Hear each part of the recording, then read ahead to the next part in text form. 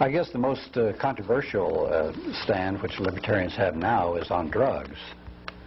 You probably get a lot of criticism because you want to legalize drugs, right? Well, but I think the most controversial thing about the whole drug problem is zero tolerance. I think that's what's controversial, this idea that we have no privacy. There's no financial privacy or privacy in our home because the Drug Enforcement Agency can break our doors down looking for a cigarette butt. They confiscate cars and boats, and houses are bulldozed down, all in the name of teaching people not to have bad habits. They're spending $10 billion. I think it's an incredible program of failure. So the controversy is really in the hands of the government, Democrats and Republicans who are saying the same thing, and each party tries to outdo the other, and they're absolutely obsessed with this. At the same time, they care not a lit about, our civil liberties. But the drug laws have only been here since 1914. About that time, we had the income tax, the Federal Reserve System, the FBI, licensing to protect certain industries and professions. Then we decided we were going to tell people how to live and what their habits ought to be. That's when they introduced the ideas of prohibition of alcohol. Didn't work very well, and so that was finally repealed. Libertarians detest drug dealers.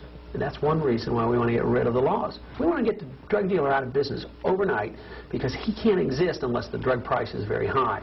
So a lot of good people inadvertently are the allies of the drug dealers if they like the drug laws. The people who write those laws and like those laws inadvertently promote crime.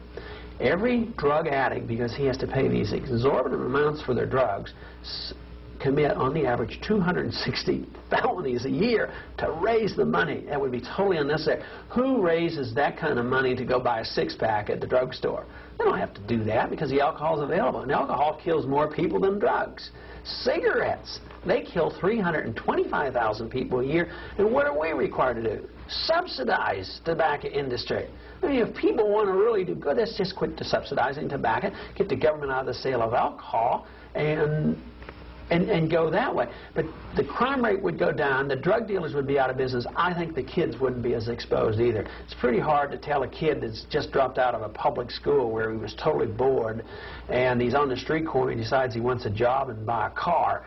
Talk him into working at McDonald's for $4 an hour when he can make $400 a day doing a little work for the local drug merchant.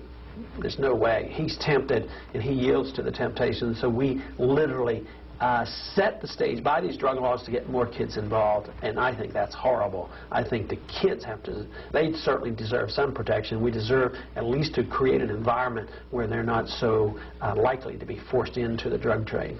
Now, you're a medical doctor, and you think that legalizing all these drugs would be good. Do your medical colleagues and the medical profession, they agree with this? No, to a minority. Matter of fact, I think that even drugs for treating oneself should be more readily available to people. Not that I think people should do it unwisely and use a lot of fancy medication without some advice, but if drugs were more available, if a nurse could prescribe penicillin, it certainly would be a lot cheaper. Nurses are capable of telling you whether you have a strep throat or not. It would drive the cost down. So doctors have a little protectionism involved. They like their little monopoly. So the AMA, matter of fact, the AMA lobbied me in Washington to vote against even allowing doctors to give heroin for dying cancer patients who couldn't have their pain relieved from morphine. But they did not want this to happen because they wanted to have control, and they didn't want to look like they were soft on drugs, but they want control. So whether it's the drugs necessary right now, the FDA, I think, does a horrible disservice to us all by making it very difficult for AIDS and cancer patients to do alternative treatments. Yeah. They're smuggling drugs from Mexico. We think of Mexico as a socialist state, and yet they can get drugs more readily there, and we're having dying cancer patients, AIDS patients, smuggling drugs up into the free United States in order for them to take this medicine. But the FDA argues, well, we got to make sure it's safe and effective. Well, if somebody's dying, don't you think they have the right to take a chance on a drug, on an experimental drug? But the AMA isn't helpful in here, and the medical profession is very poor. A lot of doctors would agree with me, but I think they like the idea that they're sort of godlike and they get to write prescriptions, and they certainly think that opening up this whole barrel, so to speak, would be detrimental to their protection, and they're interested in organized medicine. What about the police and law enforcement profession? Would they be for your point of view? They would put a lot of them out of work. I think a lot of them would make a lot less money. You know, their system has been corrupted by it. Oh gosh, it's terrible. It's you know, another example of how foolish some of these laws are is the prisons are running rampant with drugs. If we can't keep drugs out of the prison, how are we going to keep drugs off the street? Which means it's very much a corrupting influence. I mean, we read stories. I'm sure the majority of the police are not involved, but you don't need very many to really make a lot of money off it. So there are going to be some officials who would agree with us, and I've had some. There was an interesting story of an individual when my staff went to work for a candidate who was running for a governorship in a large city. And they brought all the district attorneys together because crime was the #1 issue in that state.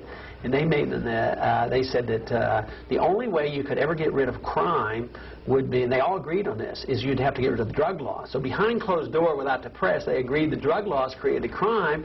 And you know what they said? You can't ever achieve that because there are too many people on the take, too many judges and too many policemen like this, so just forget about it. We can't deal with it, and it's too much of an emotional issue anyway. But it is an important issue. I think the discussion has progressed a whole lot in the last 6 months. I think we as libertarians have done a whole lot of good in getting this discussion out, and I am going to continue to debate this because as a parent of 5 children and as a physician and as a non-drug user, I think that I have some credibility in making this debate on the idea that drugs ought to be decriminalized.